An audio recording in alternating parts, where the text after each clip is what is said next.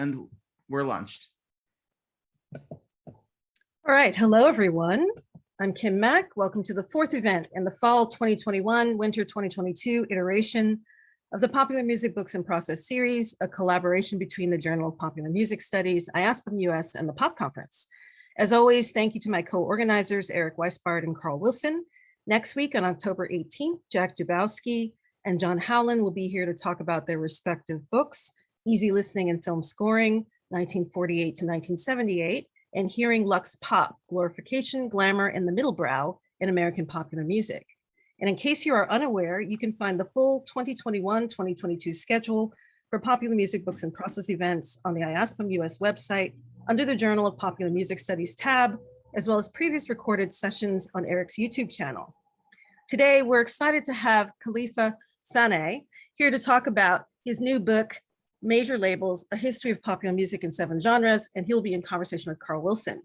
Kelefa Sanneh has been a staff writer at The New Yorker since 2008, before which he spent 6 years as a pop music critic at The New York Times. He's also a contributor to CBS Sunday Morning. Previously, he was the deputy editor of Transition, a journal of race and culture based at the W.B. Du Bois Research Institute at Harvard University. His writing has also appeared in a number of magazines and a handful of books, including Shake It Up, Great American Writing on Rock and Pop, From Elvis to Jay-Z, a Library of America special publication, and Da Capo Best Music Writing, a number of years, 2002, 2005, 2007, and 2011. He lives in New York City with his family. Carl Wilson is the music critic for Slate and a contributor to Book Forum and many other publications. He's also the author of Let's Talk About Love, A Journey to the End of Taste, the acclaimed book about aesthetics, class, democracy, and Celine Dion. He is a freelance writer and editor based in Toronto, where he previously was on staff at the Globe and Mail and is part of the group behind the long-running Trampoline Hall lecture series. He's one of the co-organizers of the Popular Music Books in Process and is himself somewhere in process on a book about the work of the late David Berman for W.W. Norton. After the discussion, there'll be a Q&A, which Eric will moderate. Please put your questions and comments in the chat as they come to you, and Eric will find them there at the end of the discussion. Feel free to also post comments throughout the discussion. And now I will turn things over to Kelefa and Carl.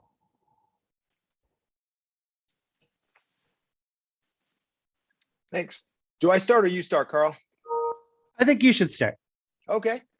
Thanks so much for having me here. It's exciting to be here at PMBiP, although for me it's PMBAF, Popular Music Book Actually Finished, which still sounds crazy to me. I'll say a few things and then I'll get to talk with Carl, which is exciting because we've never actually talked before, though I've been reading him like many of the people here have for years. So as I write in the book, I didn't care that much about music until my 14th birthday when my best friend gave me a punk rock mixtape.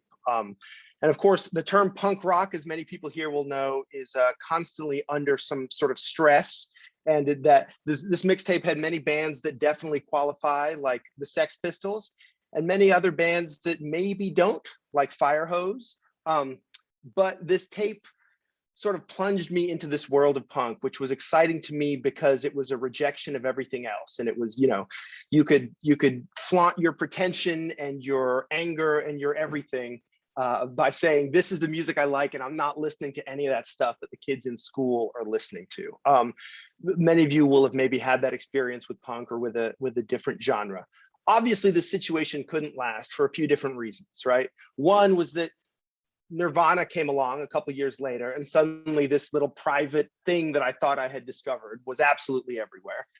And the other reason it couldn't last, of course, was that the punk ideology, this idea of defiance, of rebellion, of not following the rules, is of course completely unstable, would be the nice way of putting it. Incoherent would be a less nice way of putting it. And that once you've journeyed deep into this world of strange music, of rebellious music, you have to keep finding ways to rebel against that. For me, that took the form at various times of Japanese noise music. It took the form of getting more into like more kind of populist forms of punk and hardcore. And eventually it sort of led me out of that world altogether.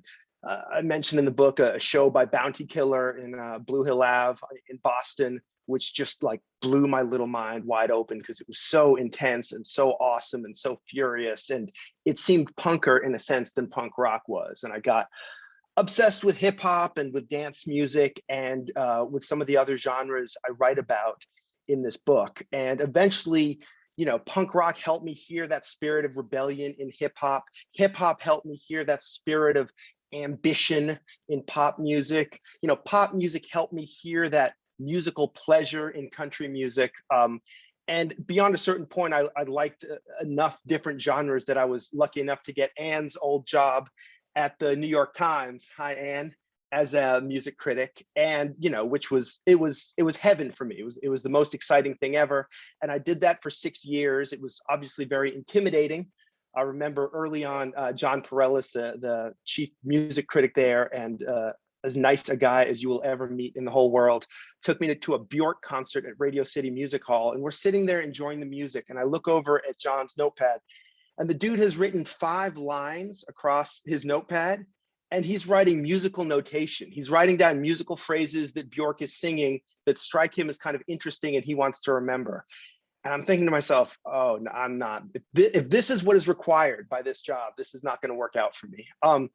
But happily, I managed to stick around for 6 years doing that full time and left to go to the New Yorker, where I write about all sorts of stuff. But after a few years there, I realized I wasn't growing out of this love for music that I had, this obsession with music that I had. And so I started thinking about trying to write a book. And this book I wrote is related in a complicated way to an essay I wrote in 2004 about so-called Rockism. Some of you may have read it or heard about it. It kind of, I guess, ended up reigniting a debate that had been going on since the 80s about rock music and whether rock music could be or should be the center of the universe. And there's kind of 2 ways to think about rockism, both of which inspired this book, right? One is rockism as a criticism, a way of saying we have to broaden our minds. We have to, stop using these value judgments that kind of get smuggled in unexamined from rock music. And this is going to help us hear all sorts of music. But the second way of thinking about rockism is that maybe every form of music has its ism, right? R&B has its ism, R&B-ism, hip-hop-ism, country-ism. And so the book that I wanted to write was a book about those isms, if you were. I wanted to tell the story of what happened since the 1960s, basically since the Beatles, on the principle that there has been a lot of writing done about the Beatles. And to try and explain this thing that I think I and a lot of people perceived, which is that music had somehow fragmented and gotten just weird and complicated, and the subgenres upon subgenres started stacking up. Like, why did that happen? How did that happen? And so in this book, Major Labels, I try to tell that story by looking at 7 major genres. I'm sure the people in here have thought more intensely and perhaps in a more sophisticated way than I have about genres. I use the term to refer to basically communities of musicians and listeners. And I found kind of 7 big ones. Obviously, you could imagine more, you could imagine fewer.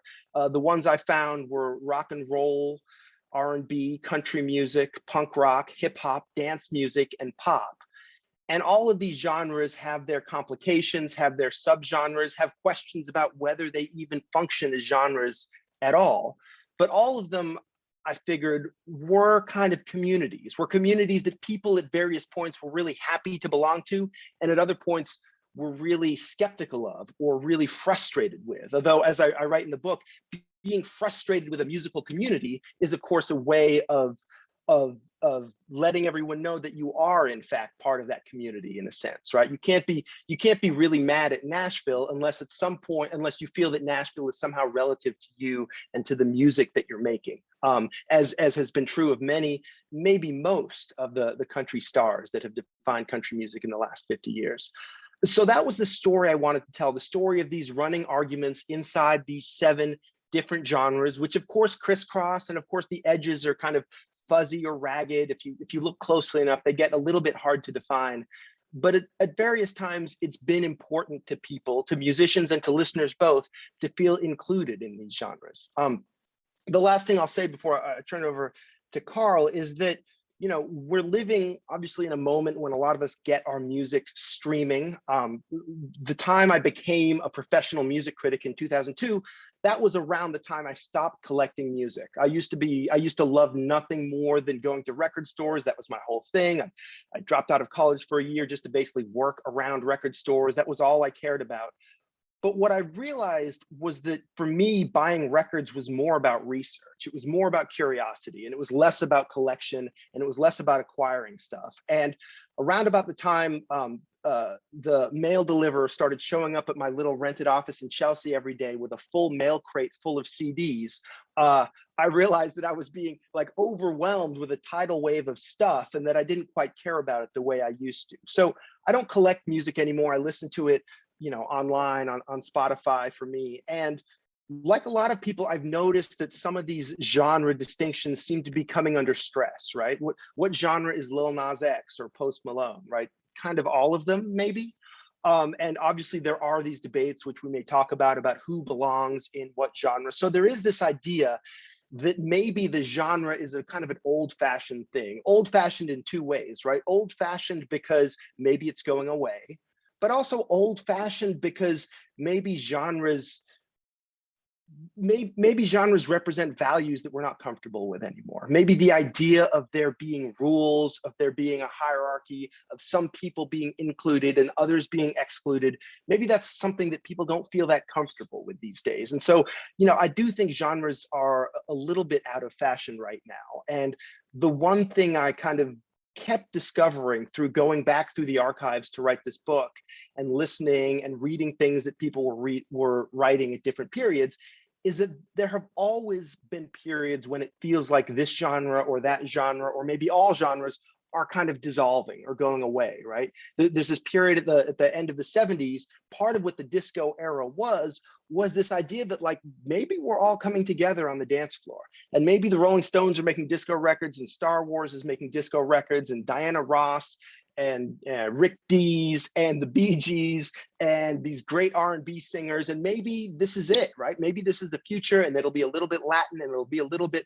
electronic, and it'll all come together. And then, of course, from disco, it all sort of splinters apart again, and you get all these reactions against disco, some of which are, of course, reactionary, although that term turns out to be kind of hard to define, even or especially in the context of music.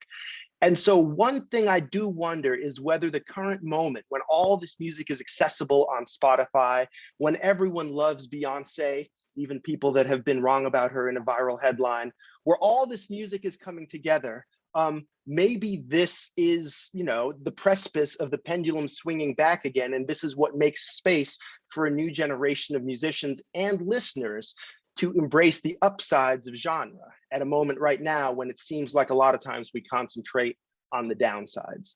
So that's what I'll say for an introduction. And Carl, as I said, who I've been reading for years, has been nice enough to join me here and maybe pose a few questions and possibly debunk my entire premise.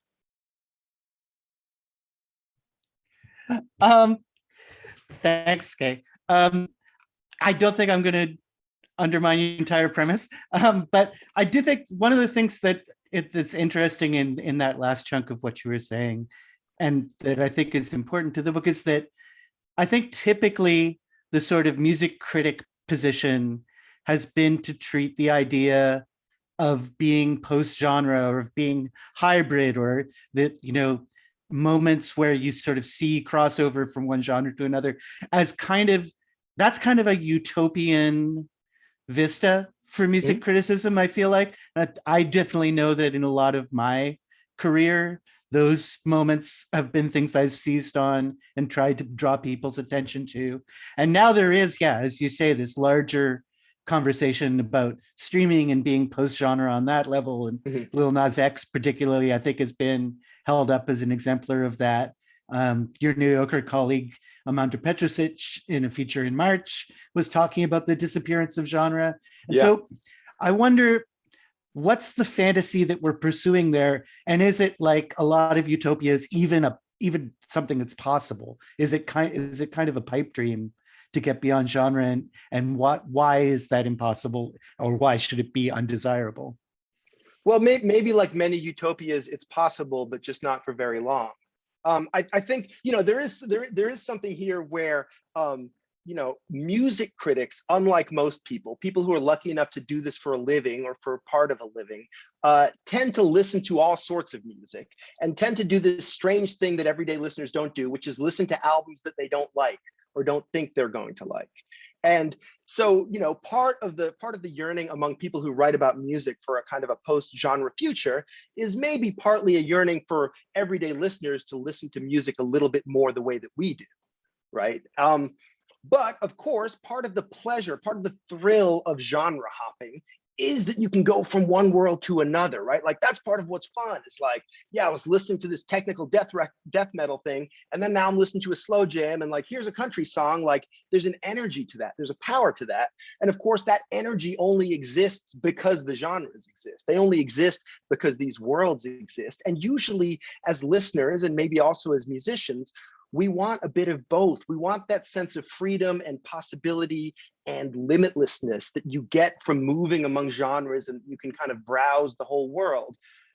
But there really is something to be said for purity, for the kind of intensity that you get when you get a whole community of people like focused on a thing and focused on a, like, this guitar tone is what really defines us. This kind of kick drum, this kind of lyrical exploration has been done on this record, and there's a canon that we know about, and we can talk about that in common. And I think, both things can be utopias in different ways. I write in the book about the time I spent in Boston as part of a hardcore punk collective. We're literally like, we're meeting in a living room and there's potlucks and we're talking about, the political stuff we're gonna do, and we're booking shows in health food stores of these idealistic bands that share our ideals. And that feels like utopia in a way, right? There's something incredibly powerful about the idea that, like, we're all in this world, and the bands are in this world, and the people who run the labels and the people who do the magazines, they're all going to be part of this, and they're all going to share most of our ideals. And that's really exciting, and some really cool music comes out of that, right? Listen, the first, I always think one of the bands we booked was Drop Dead, the like furious vegetarian hardcore band from Rhode Island. The first Drop Dead 7-inch is just, it'll blow your head off. It's so intense and so focused. Everything is black and white on the sleeve, and that could be really exciting. So yeah, I think I always want to be careful, even though now I am someone who listens to a wide range of genres. I always want to be careful to be mindful of and even respectful of people that are a little more narrow-minded, because all those genres that I love, many of them wouldn't exist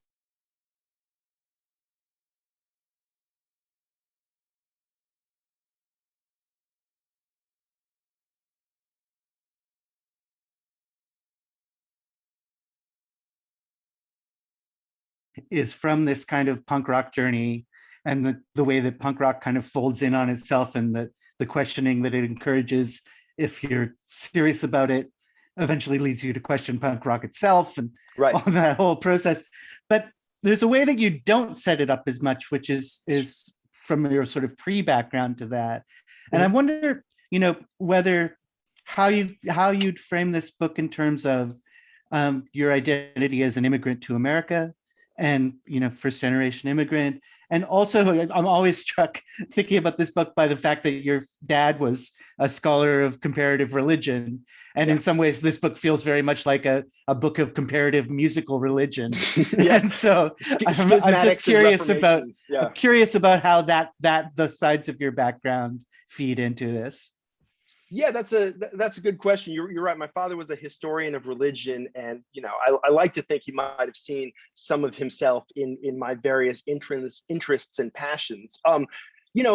For me, like I said, punk rock, I didn't, like a lot of people, right? Coming to music, you don't really know the history at first. So even the idea that punk rock was somehow descended from rock and roll, right? It was years later that I hear like the Nuggets compilation, and I realized there is this like subterranean history of like the Sonics and the Seeds and the Monks and all these bands doing this stuff, let alone going back to, Sister Rosetta or whatever. That's years later.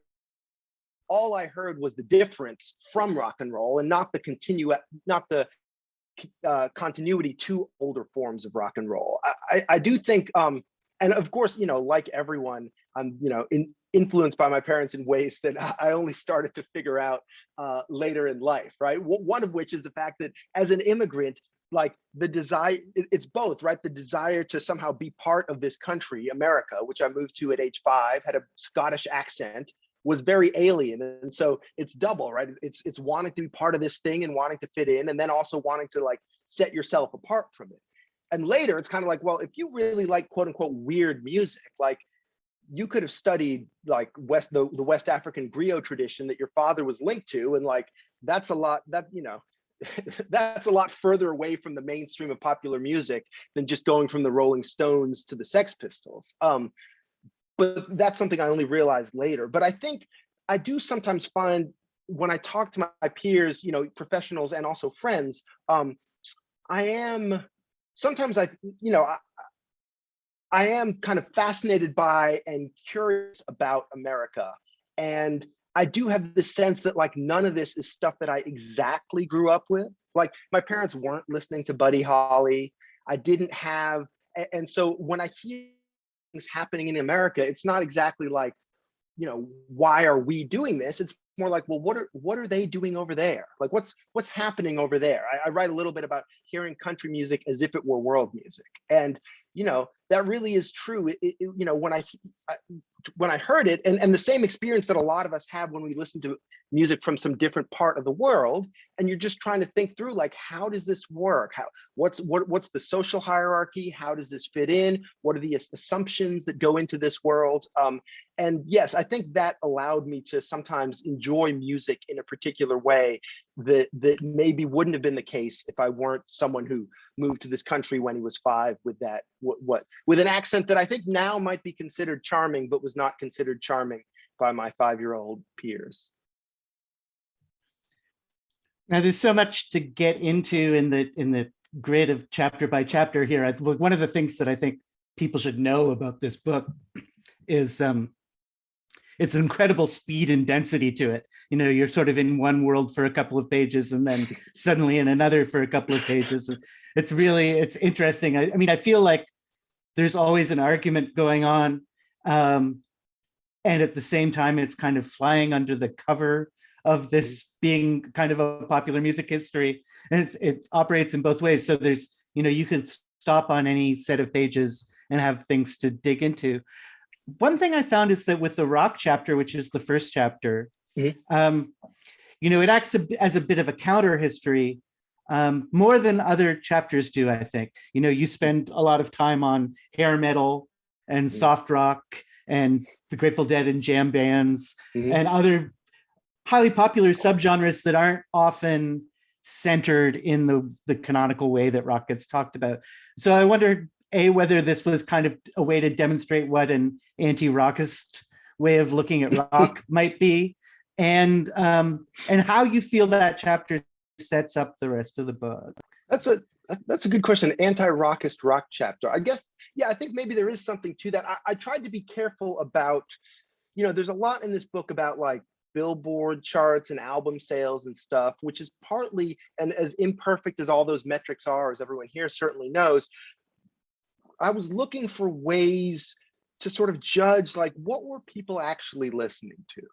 And so if you're a listener in the 1980s and you're like really into rock and roll, like what would that mean? And yeah, it might have meant listening, you know, it might have meant listening to critically approved bands, and it might have meant just, you know, listening to the Rolling Stones, but for an awful lot of people, it would have meant like listening to Motley Crue, going to a Motley Crue concert. If someone had told you in the 1980s, yeah, like my cousin's a rocker, my cousin's really into rock and roll, like what would that have meant? Like that is like a thing it might have meant. And then I try to follow it, you know, I have a weakness for taking things past their logical conclusions. So, you know, I like the idea of like, okay, rock and roll, like hard rock. And then there is this kind of, in some ways, ridiculous pursuit of like, well, what would that mean to be harder than that? Would that be metal?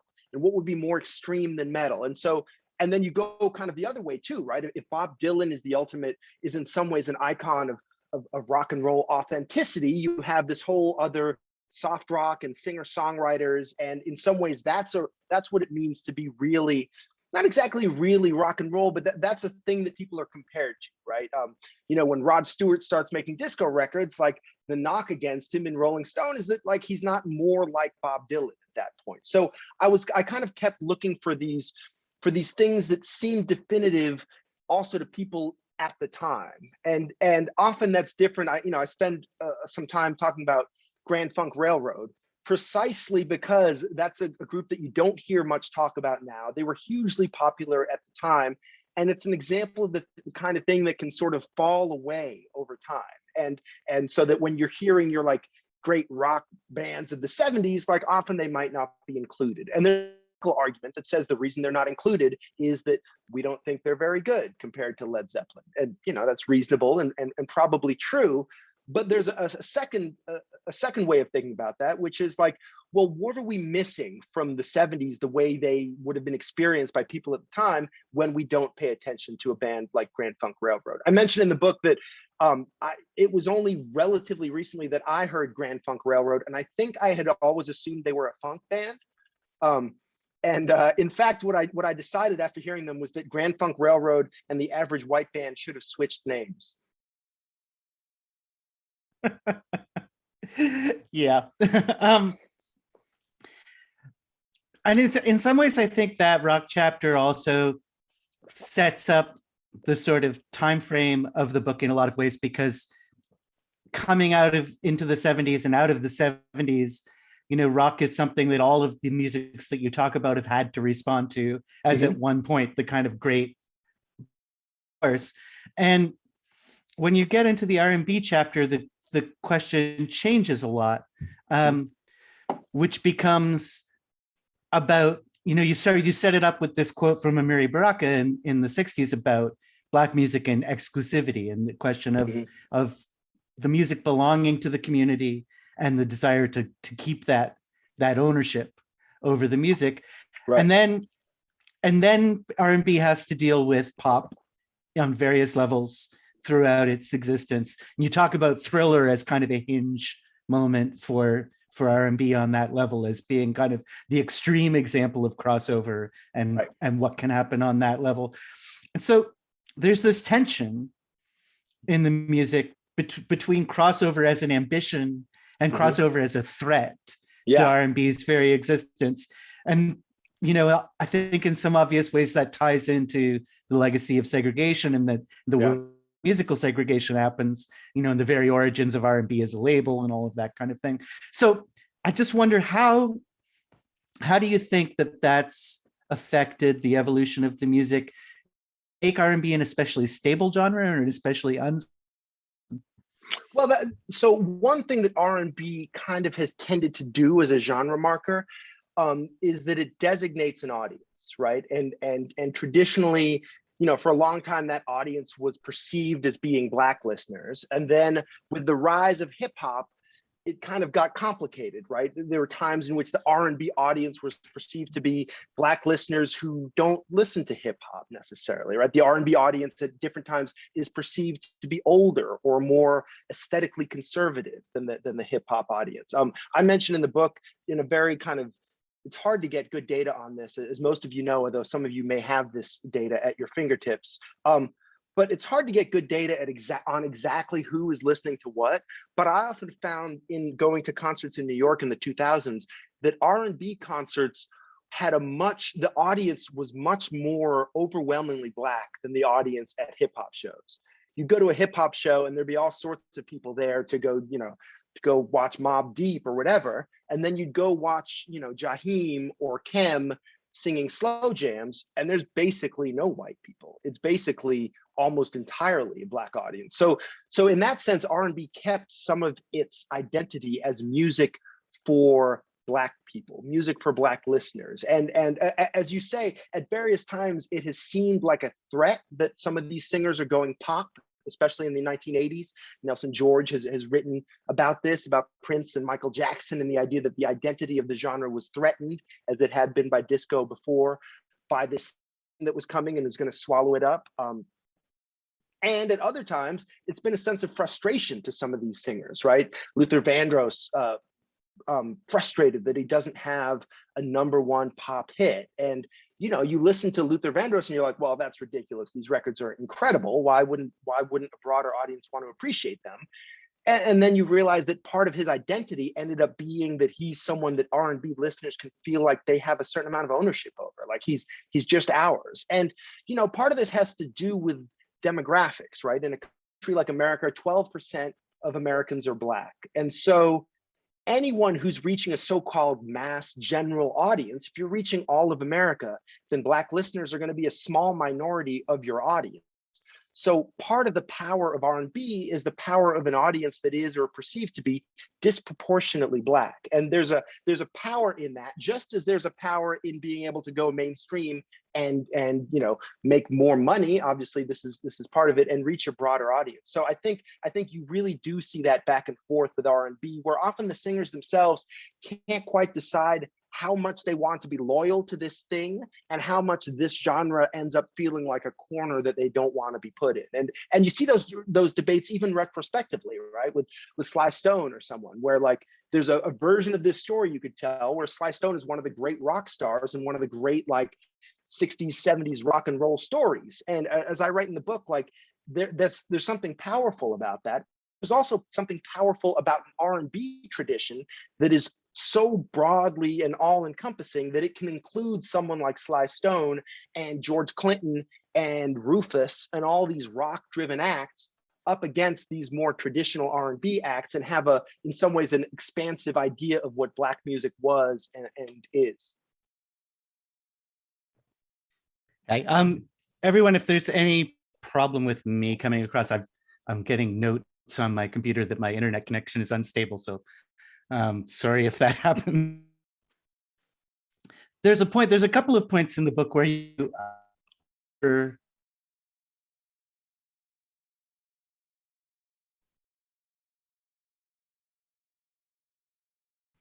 I think shoot. Carl, Do we just lose Carl? I think we might have. writing about his music in the 2000s, Wait. Despite the allegations against him and not taking those. Oh, here we go. Carl, you cut out. So can you repeat that? Yeah. Again. And now I'm having this trouble. No, Sorry, we everybody. can hear you fine. Just say your question again. Okay. Yeah. So yeah, you write about not taking the allegations against R. Kelly seriously enough, writing in the 2000s, which is, I think, something a lot of critics have to deal with. But you also say very quickly in an intriguing way that ties into some of other things you say about R&B, that in some ways R. Kelly's case is an extreme of a sexual dynamic in R&B that you can perceive running through the music in a lot of different places. I'm just curious if you can expand on that and what those sort of power sexual dynamics are in R&B that you're thinking of, and why you think they're particular to R&B. Yeah, and that's a question that I can only, I can sort of, some of the answers to that question I'm not exactly sure of. I think there is this tradition in R&B, and Anne has written about this in her book, that it's a very like bodily focused music, and a very sensual music, and at different times different people, different artists have had to figure out how to deal with that and what that means. And I was thinking of someone like Marvin Gaye, who has this incredibly turbulent, at times violent and abusive life, and sometimes you hear echoes of that in the music, right? On a record like Hear My Dear, and he's kind of singing sort of in his perspective, kind of under duress, his ex, and he's addressing the audience, and he had this lifelong thing of near the end of his life, especially, of stripping down on stage to his underwear as if to say, this is what you want. I talk about Margot Jefferson's writing about Michael Jackson, and where she kind of goes back and says that the Michael Jackson 5 really was in some ways a kind of a troublesome figure, or someone who should make us uncomfortable, or should have made us more uncomfortable than he did back then. And so, there is this tradition also musically of addressing these dynamics of sexual obsession, of abuse sometimes. It's once you start listening to R&B, it can be a very on one hand, a very seductive, but in other ways, a very kind of troubled and difficult music, where sometimes these obsessions and worries are on full display. And I think, you know, the R. Kelly story is tricky because one of the things that we're kind of reminded of is that is to take these allegations seriously, and that doesn't mean that you have to, that, you know, loving the music is no excuse to like not take the allegations seriously. And similarly, taking the allegations seriously, you don't have to like rework your position on Ignition Remix in order to, you know, pay attention to these horrible things he's accused of, and to celebrate when he's actually convicted. And so it's true, and for reasons I don't know if I could fully explain why that is, that you see a number of figures in the tradition, in the history of R&B, who are kind of dealing with these things in music, and then who have parts of their lives that are troublesome, sometimes horrific. And as listeners are trying to sort through this, right? And the R. Kelly, the decision about whether to listen to R. Kelly might be an easier decision for some people. The decision about whether to listen to Michael Jackson is maybe a trickier decision, or Chris Brown. So I think that this is something that recurs in the music. And once you kind of start listening to it, listening for it, you can kind of hear it all over the place. Yeah, I mean, Carl you know, we conversation about rock music and on all kinds of levels as well. Mm-hmm. Moving into the country chapter is interesting, coming on the heels of the R&B chapter, because in some ways you set them up as mirror images of each other. But of course, the questions become different at that point. You know, if we accept and embrace the idea that there's a music that's in some ways exclusively and particularly Black, how do we feel about there being a music that's heavily coded as white in the same way?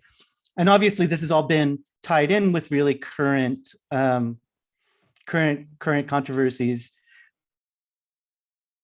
Nashville, at the time of Lil Nas X and Old Town Road through the Morgan Wallen incident this year in the aftermath. And the way that you frame genres in this book as kinds of power centers that gather tribes around them and gain their meaning through the tribes that they gather, I think you really provocatively at least make us think about the question of how coherent it is to demand that every genre become representative and that every genre become all inclusive. And, you know, whether in some ways we're falling back into that post-genre thought when we make those demands. But of course, there's a moral question around power dynamics and majoritarian power and minoritarian power when we different things. And so how do you look at the relationship between country's coherence as a genre and these demands that it open up and change and represent an audience and a performer base that hasn't always been associated with it?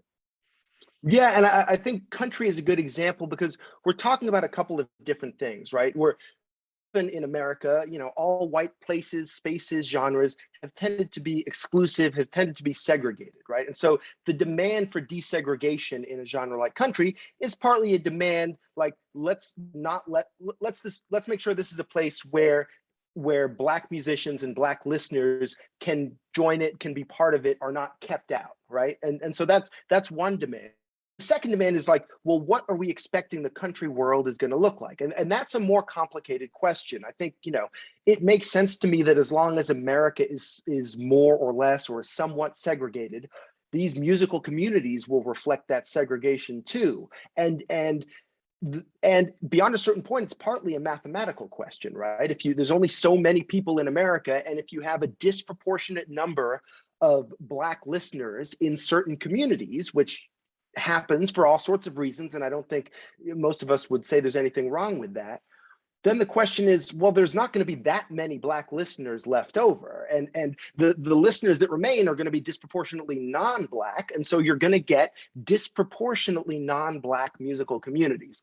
And part of the question is like, what does that mean? What does that look like? How, you know, if that's going to continue to be the case, what is that going to look like? Country music has been, you know, more, in some ways, a little more forthright about this, right? Like rock and roll for a long time was sheepish about this, right? Like there was this idea of like, okay, that from white rockers, right? This idea that like, yeah, we know that this music sort of comes from Black musicians. We know it's like related to the blues somehow. We know that we're not quite as authentic as those people, and we're going to deal with it in this way or that way.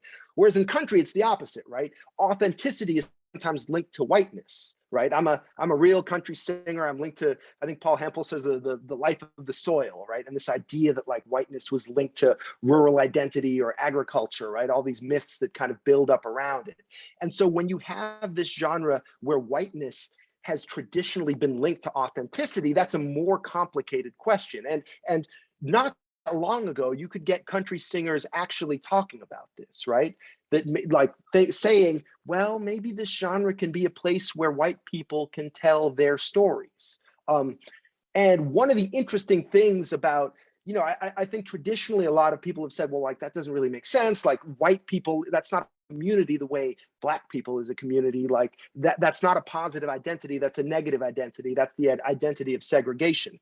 You know, one thing that you might see is that as America gets more mixed up, whiteness starts to seem a little bit more like one of those other races and starts to seem a little bit less exceptional, right? The most recent census figures had America being 58% non-Hispanic white, right? Which is a majority, but you can imagine a time when, as that number maybe gets smaller, the idea of talking about white culture seems less ridiculous. And that doesn't mean that whiteness somehow becomes innocent, or that doesn't mean that one has to stop asking questions about what it means for a genre to be white, but that seems like a thing that happens. And again, these musical genres reflect the way people live. And, you know, I think one of the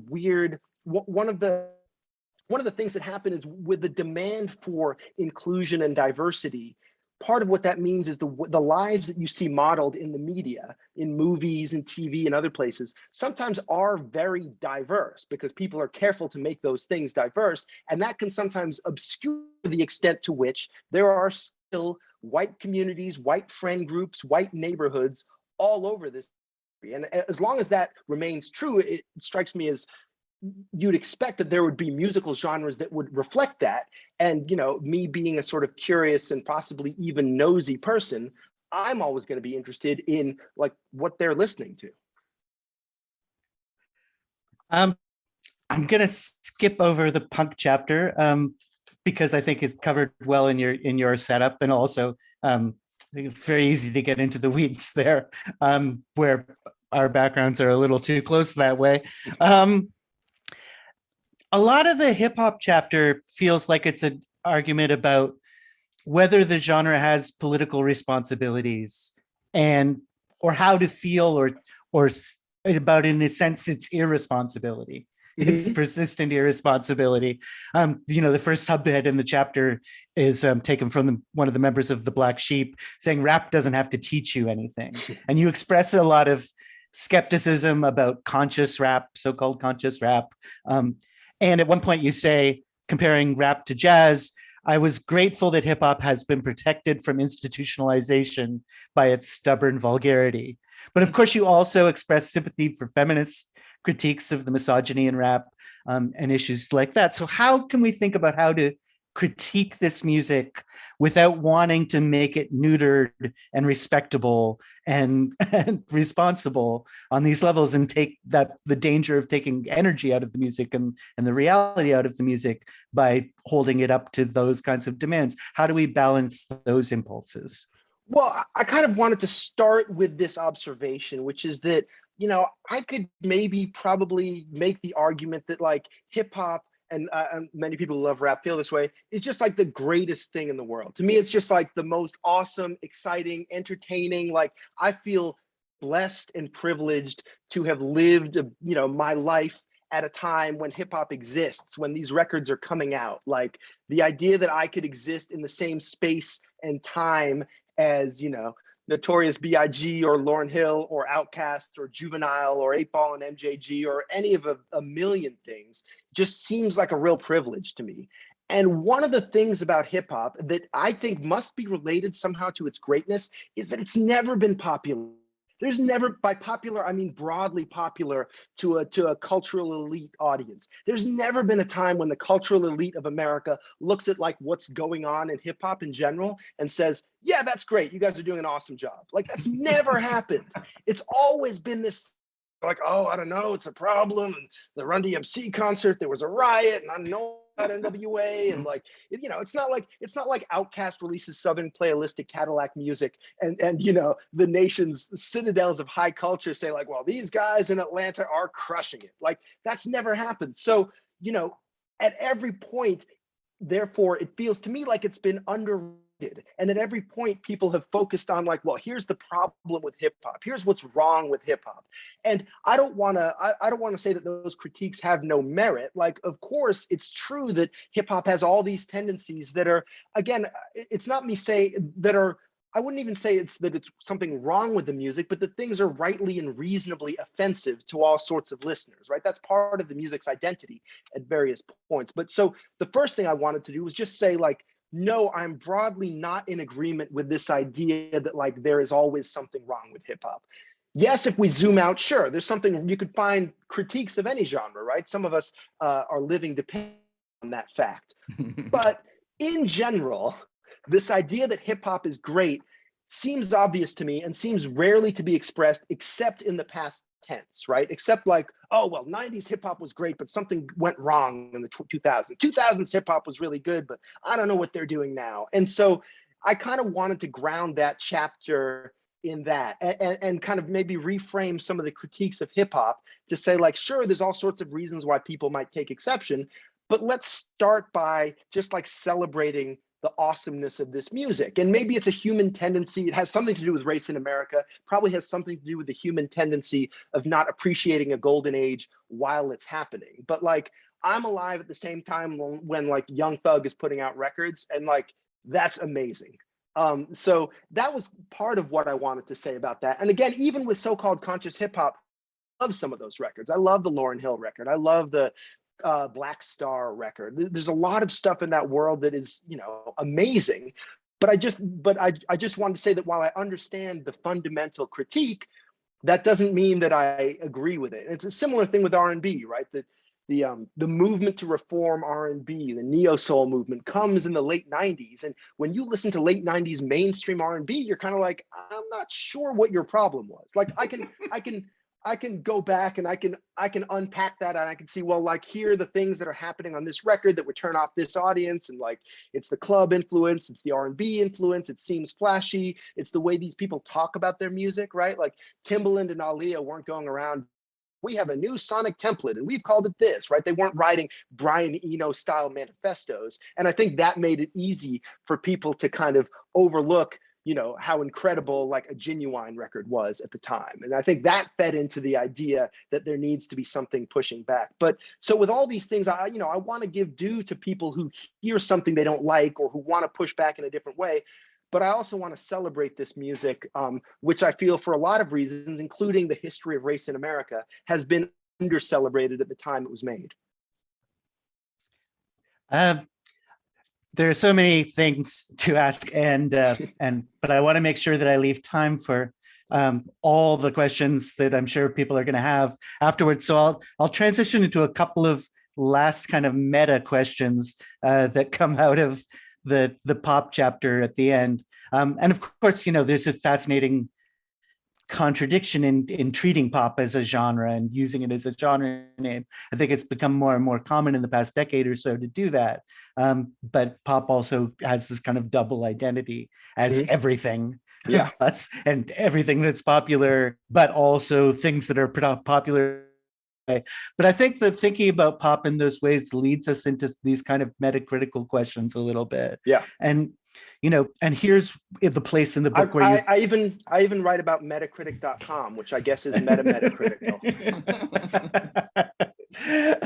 And this is the place in the book where you kind of deal with the legacy of that Rap Against Rockism piece from 2004 that was kind of your big manifesto in your years at the Times. And so like, maybe just to lead into these last couple of questions, how do you feel about the legacy of that piece now, and how, and all the reactions and things that have spun off of it. How does it feel to have written that 17 years later?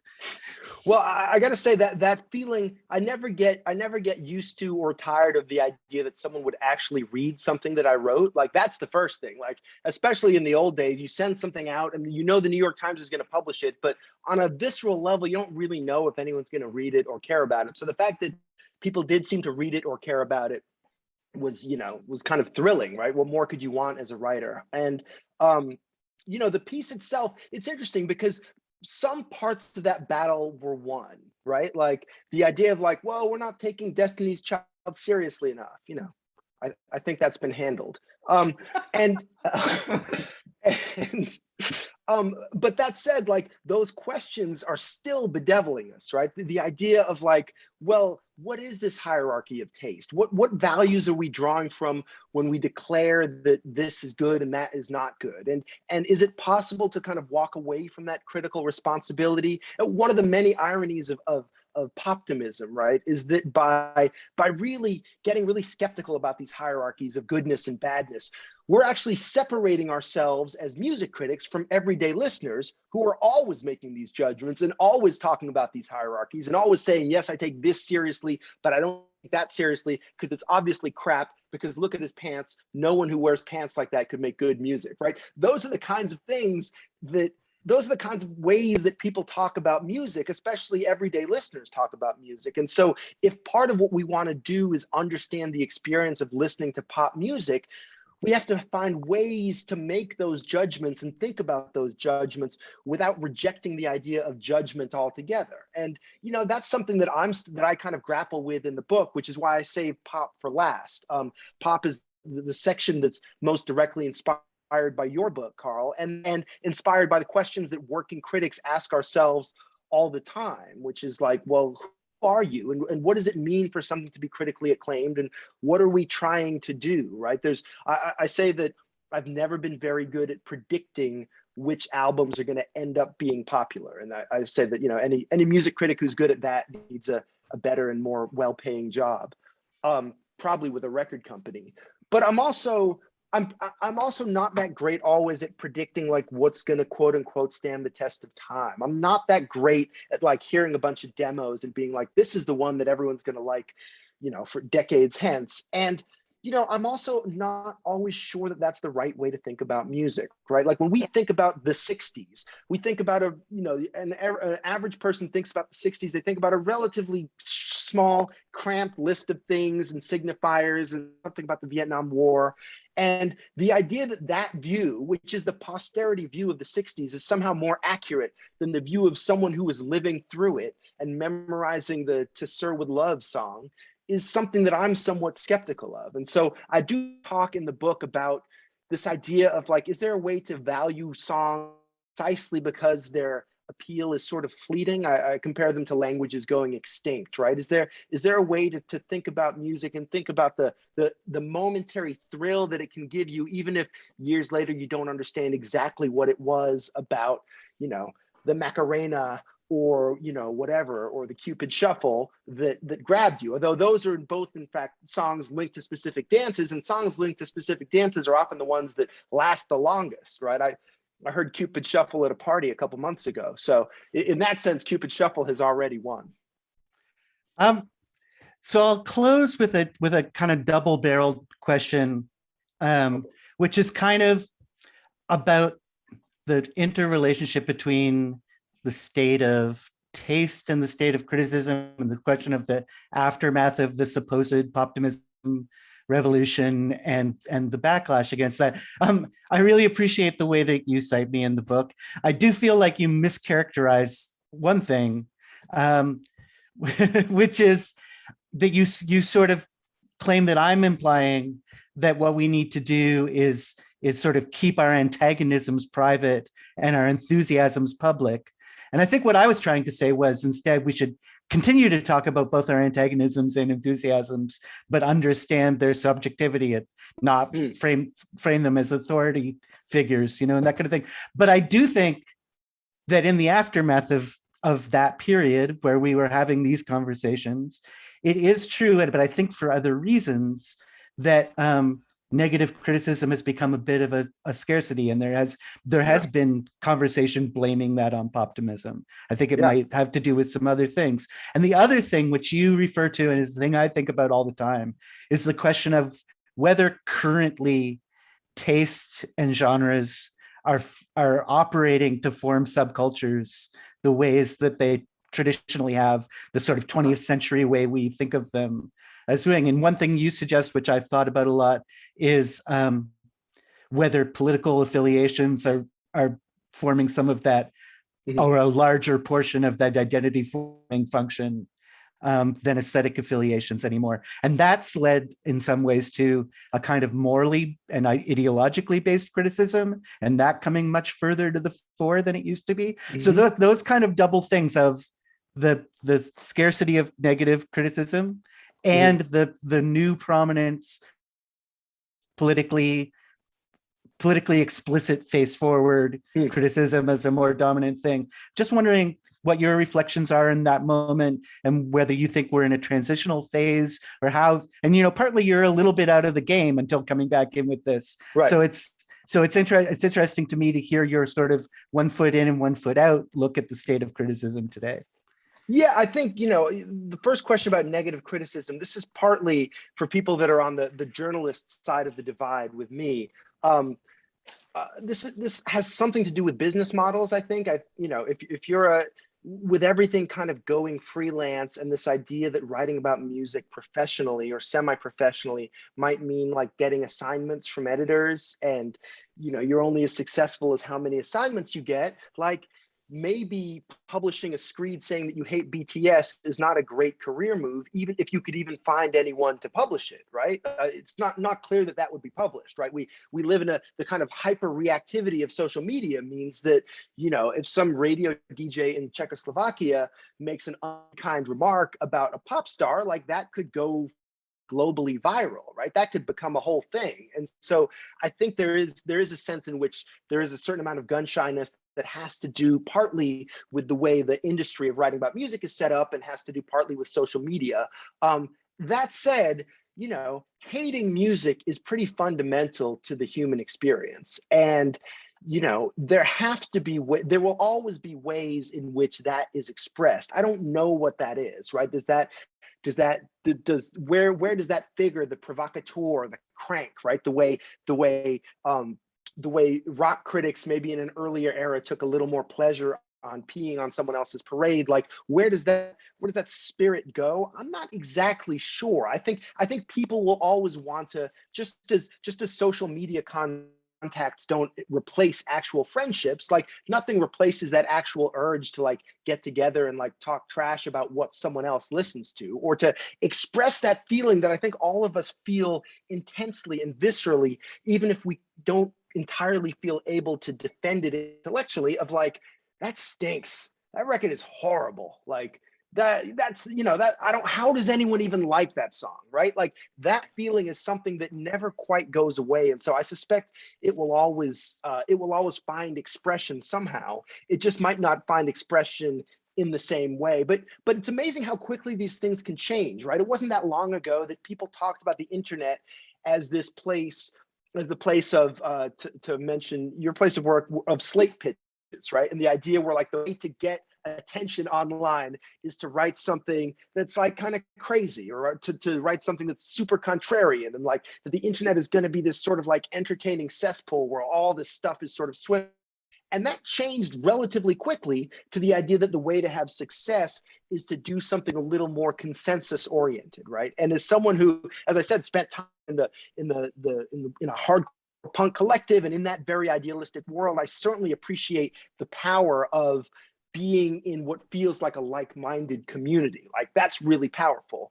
And all I really want to say at this moment is like, yes, but that other thing is powerful too. And so someone like me will always be on the lookout for where the place is where people gather, where they are expressing some of that disdain, outrage, hatred of music, and also where musicians are gathering to make something that says like, yeah, everyone likes Lil Nas X, like not me, no way, that's horrible, I'm doing instead. And so, that urge, it'll always reappear somewhere, even if someone like me doesn't necessarily know exactly where. Wait, did I answer the double-barreled question, or was that just a single-barreled answer? It took in bits of each, but yeah, I think this is a good moment to turn this over to Eric to bring in the audience for the.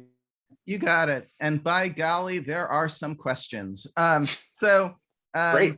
I'll ask folks to keep them on the short side so we get a chance to bring different people in before we wholly run out of time. And I'll start with Antonia. Oh, shucks. Unless you don't want to. You let's asked start the one first that- question. What did I, do you, can you point out what I, The music industry targeting audience, which I think is a particularly good question to insert here, the role of the music industry. oh yeah, so what is the investment in music industries and having genres remain to be a thing, or Mhm. has the interest of music industry changed so that genre is less a thing that they're trying to maintain?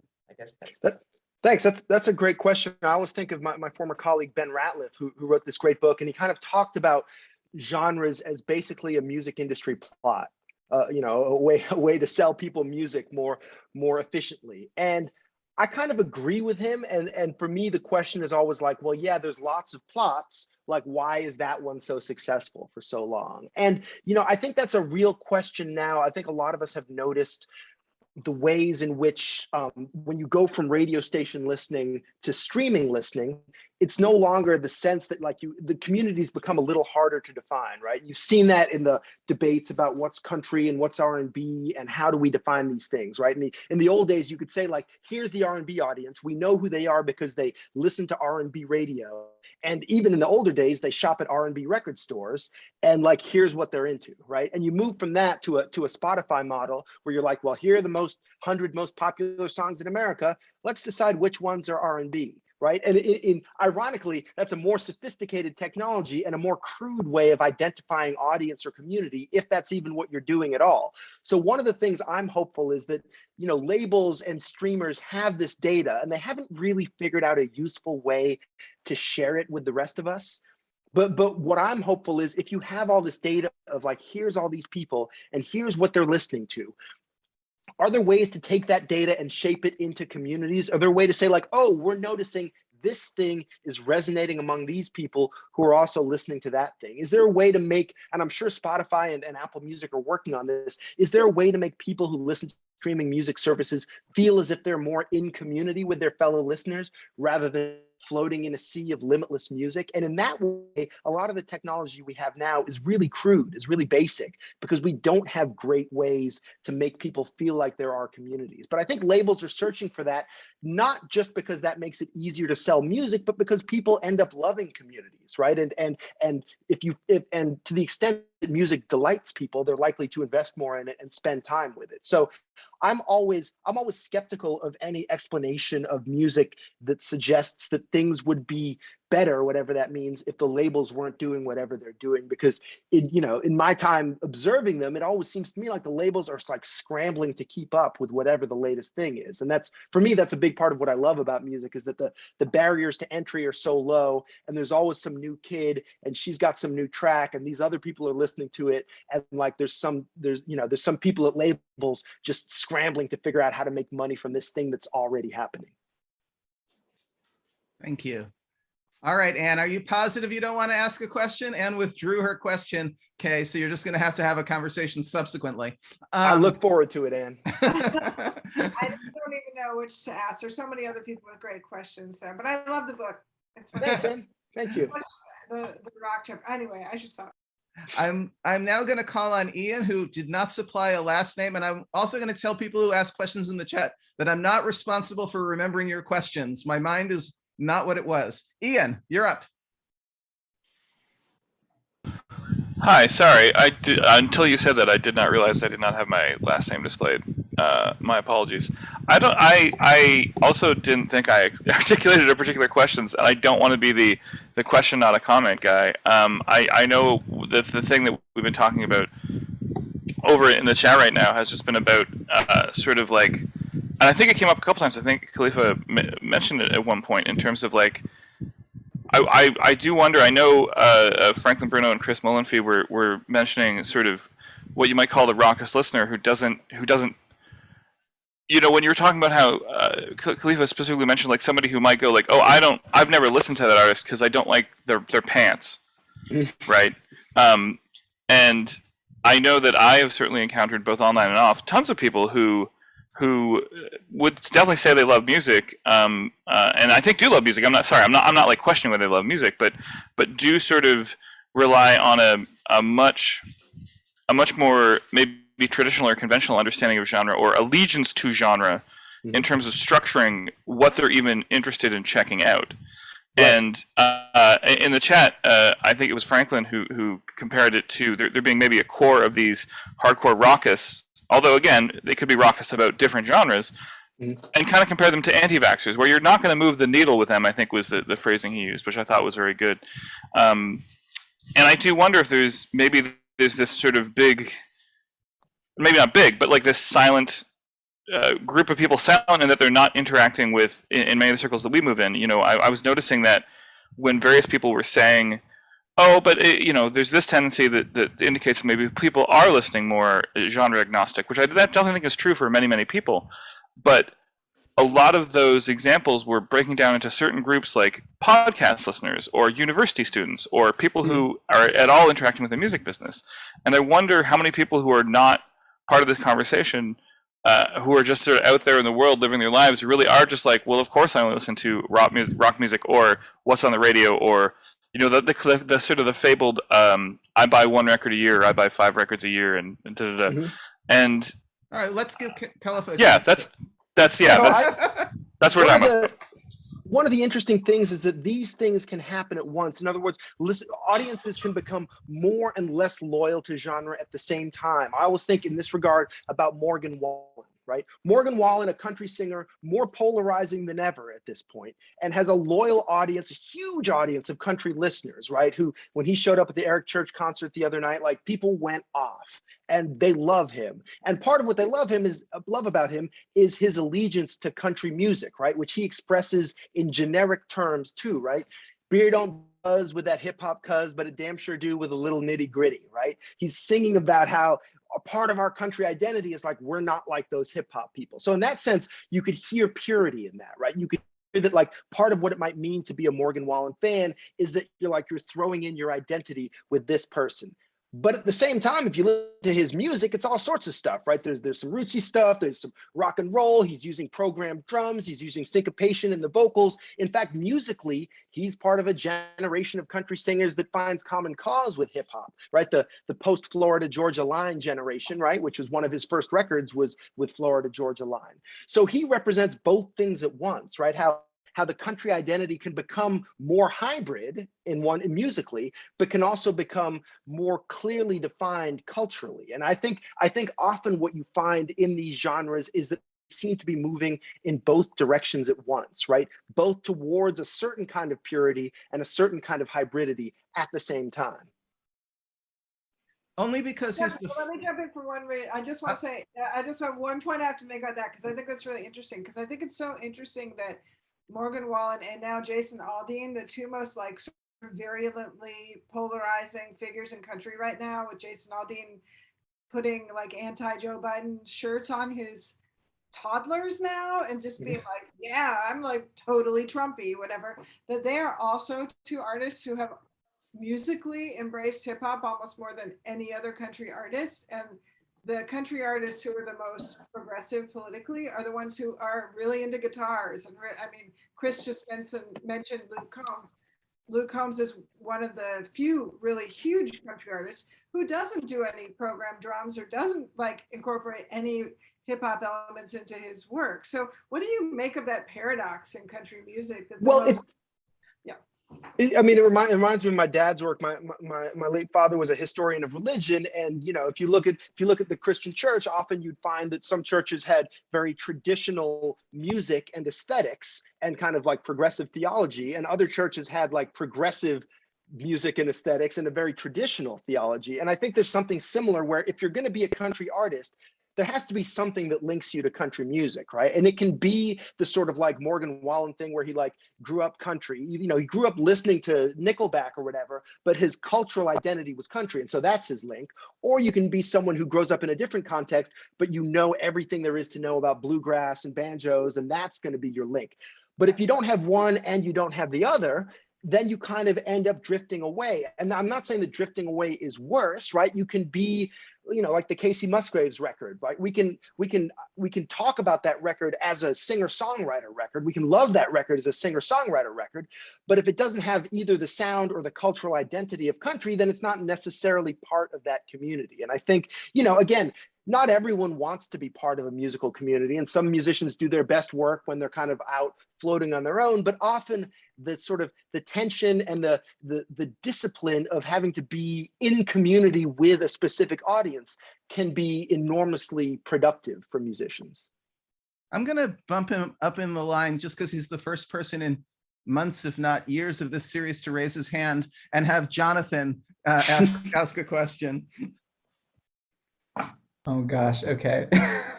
Thanks, I'm sorry. Awesome.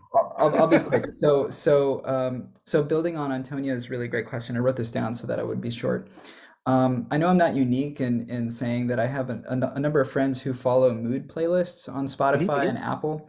And at a certain point, my friends' understandings of musical categorization is primarily based either on desired mental or emotional states like chill or Monday morning or something, or activities like workout and things like that. So I'm curious to hear you improvise on what you think the relationship is between those playlist categories that come to serve as musical organizers and these older genre categorizations that still have sway in the music industry. Yeah, and those categories are amazing. I wrote once about Kygo, and like the popularity of Kygo was largely linked to his popularity on chill playlists.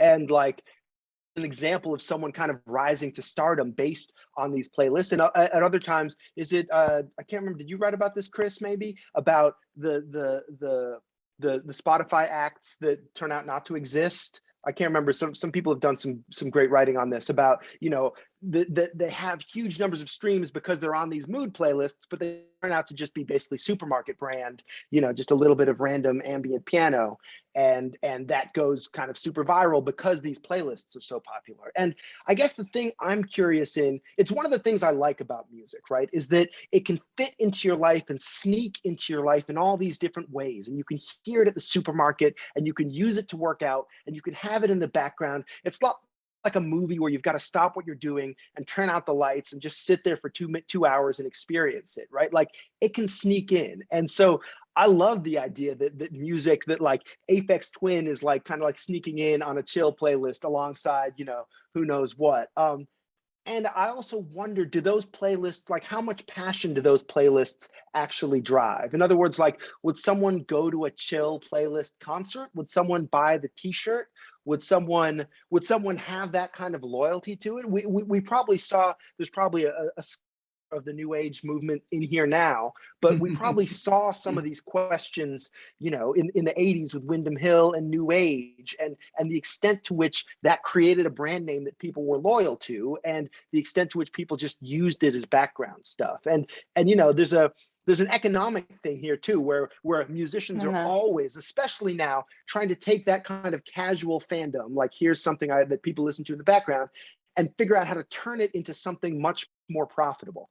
How do you go from being like, yeah, that's a cool thing to listen to like, I want to go to a concert? And in fact, when I saw Kygo live at the Barclays Center in Brooklyn, it was actually shocking to me how much of a regular concert it was. Like he had a piano and he's sitting there and he's playing his things, and it's these like 3-minute songs. And so it was interesting to me that in order to monetize the thing that he does, you have to kind of make it look like an old-fashioned concert. And that's partly because the economic model still works, or, you know, certainly pre-pandemic and hopefully post-pandemic, the economic model of a concert still works, and the economic model of being an artist, even the economic model of like putting out an album as a way to get attention, even if everyone's just counting 10, you know, grouping groups of 10 streams, and that counts as a streaming album.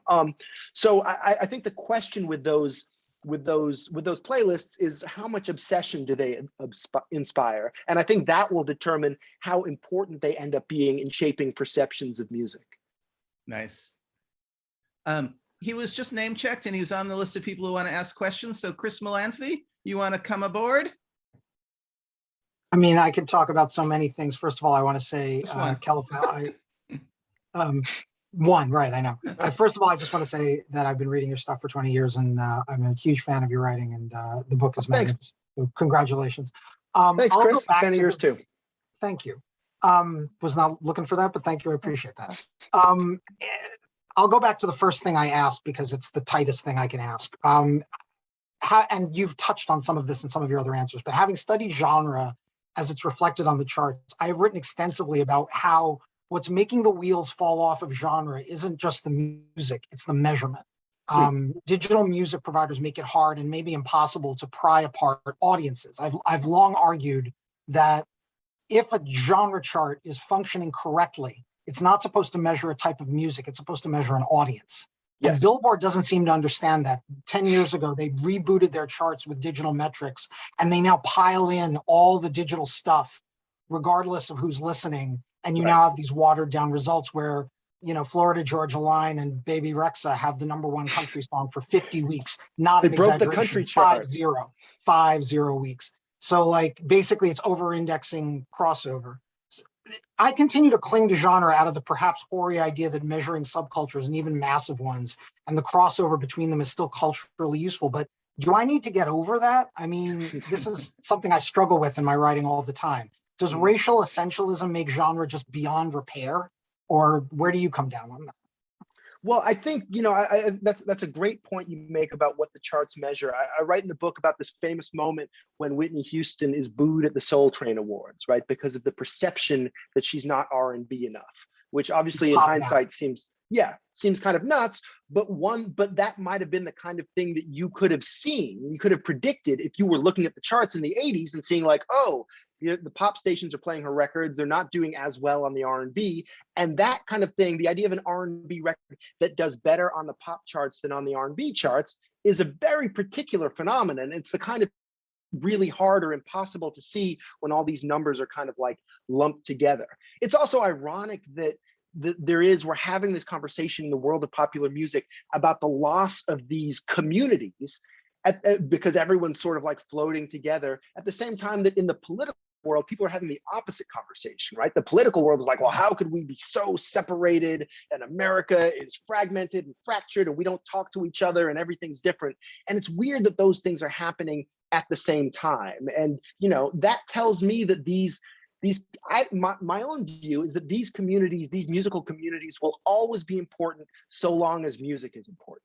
When music gets a little bit less important, right? When music becomes something a little more like theater, where like you wouldn't use different playwrights to talk about different genres. You wouldn't go to a high school and be like, well, who's your playwright? Who's your playwright? Like, and so that's a possible future for music, right? Where music is like just like a great art form that you can be into if you want, but it's not definitive. People don't use it to build identity. Once that happens, then genres maybe become less important. But I think as long as they're being used to build identities, then they're going to reflect the kinds of communities that we form both online and offline. And I think those communities are going to keep mattering. And I think and I hope that these companies will find ways of measuring that, because I know for a fact there are records that are resonating in a particular way among, say, Black listeners or among older Black listeners or younger Black listeners that aren't resonating as much in the broader audience. And I want, as a listener, I want labels to be finding those records. And as a listener, I want to know what those records are. I want to know what's resonating where. And again, because there is a business opportunity there, I assume that people have all this data and they're going to find ways to use it and hopefully ways to share it so that people like us can keep telling these stories. Fingers crossed. Thank you.